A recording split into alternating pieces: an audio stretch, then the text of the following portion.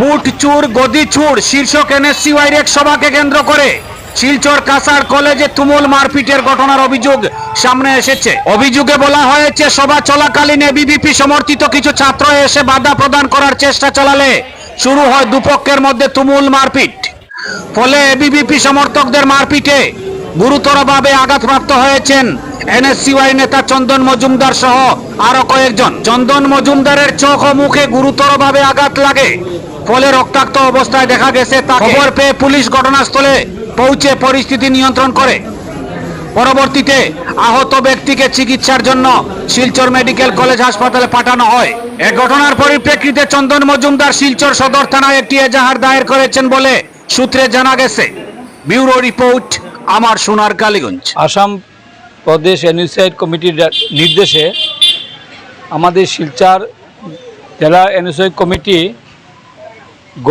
বুটছুর গদিছুর একটা প্রোগ্রাম নিয়েছে কাছাড় কলেজে, এবং যখন আমাদের এনএসইউআই ছেলেরা সেই প্রোগ্রামে যোগদান করেছে, ঠিক কিছুক্ষণ পরেই কাছাড় কলেজ থেকে কিছু ছেলেরা এসে তাদেরকে মারপিট করেছে, এবং যে মারপিট করেছে প্রচণ্ডভাবে মাথাতে আঘাত, পায়ে হাতে আঘাত, চোখে আঘাত, প্রচণ্ড রক্তক্ষয় হয়েছে।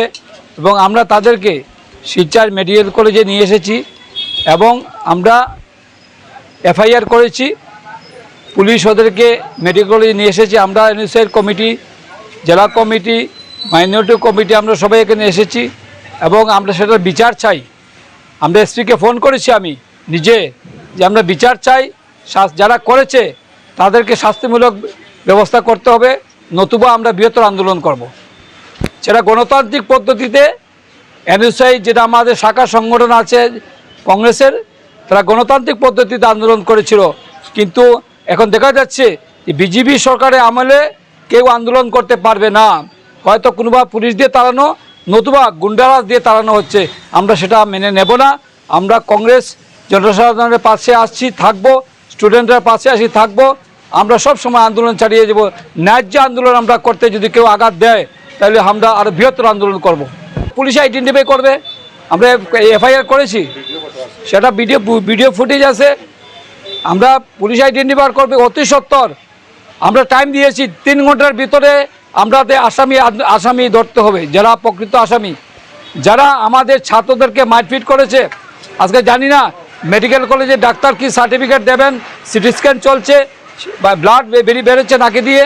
এখন ডাক্তারের কাছ তারা কি ট্রিটমেন্ট করবেন তার আমরা দেখে তারপর আমরা থানাতে যাব, এসপির সঙ্গে দেখা করব এবং আমরা বিভিন্ন কার্যসূচি নেব, এটা সুবিচার যদি না হয়। আজকে আপনারা জানতে পারছেন যে এনএসইউআই আজকে একটা কার্যসূচি নিয়েছিল, বুটচোর গদি চোর।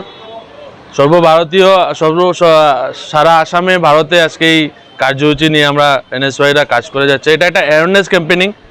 আমরা দেখেছি কিছুদিন আগে কীভাবে জনসাধারণের যে অধিকার, যে ভোটের অধিকার, সেটা চুরি হচ্ছে দেশের মধ্যে।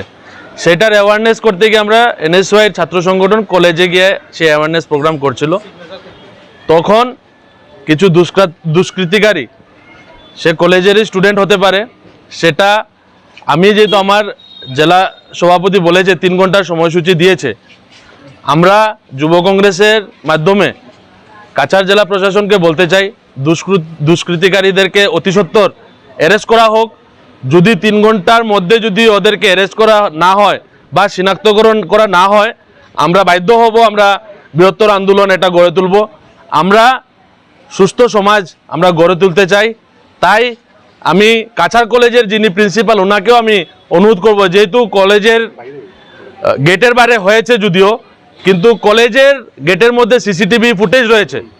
আমি জেলা প্রশাসনকে অনুরোধ করব যে কাছাড় কলেজের প্রিন্সিপালের সঙ্গে যোগাযোগ করে সিসিটিভি ফুটেজ বের করে ওই দুষ্কৃতীদেরকে অতি সত্বর অ্যারেস্ট করা হোক, ওদেরকে শনাক্ত করে দৃষ্টান্তমূলক শাস্তি দেওয়া হোক, যাতে আগামী দিনে একটা এক্সাম্পল সেট করা যায় যে ছাত্রদের উপর কলেজের ভিতরে পড়াশোনা এবং অ্যাওয়ারনেস করতে গিয়ে যারা অধিকার নিয়ে যারা কথা বলতে যায়, তাদেরকে যদি কণ্ঠরোধ করে তাহলে আমরা বৃহত্তর আন্দোলন করব আর উচিত শাস্তি যাতে কাছাড় জেলা প্রশাসন এটাকে প্রোভাইড করে সেটা আমি দাবি রাখছি। ধন্যবাদ।